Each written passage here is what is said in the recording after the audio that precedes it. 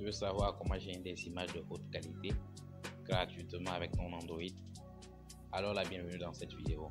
Aujourd'hui, je vais vous montrer une alternative de Midjourney que vous pouvez aussi utiliser sur votre téléphone et cela gratuitement. Première étape, se rendre dans son navigateur Chrome. Ne vous en faites pas, je vous laisse le nom du site, il suffit de rester jusqu'à la fin. Comme exemple, voici un petit extrait d'images qui ont été générées par l'IA. Vous pouvez le voir, la qualité y est et cela est tout simplement parfait. Nous voici de retour dans notre navigateur sur le site en question. Voici ce que d'autres utilisateurs ont fait sur le site.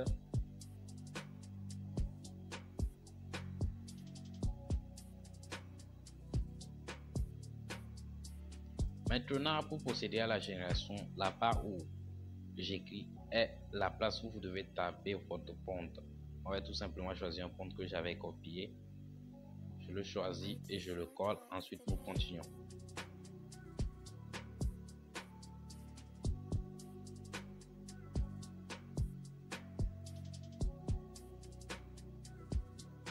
J'ai trouvé mon compte.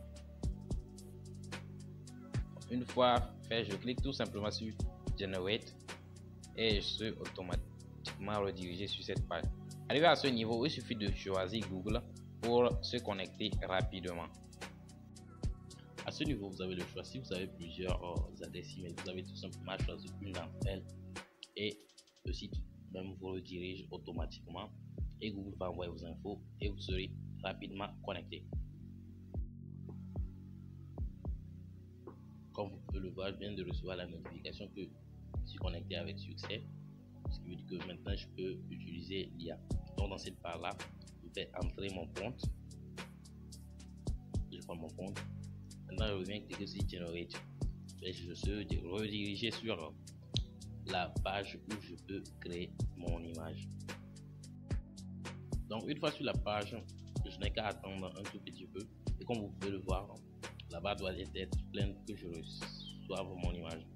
Donc je patiente le temps qu'il faudra.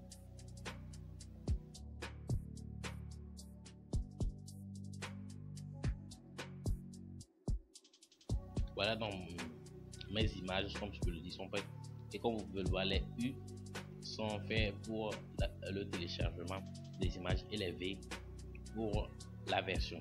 Si par exemple c'est l'image une qui me plaît, je n'ai qu'à cliquer sur U1 pour que ce soit tel qui me soit généré pour que je puisse la télécharger.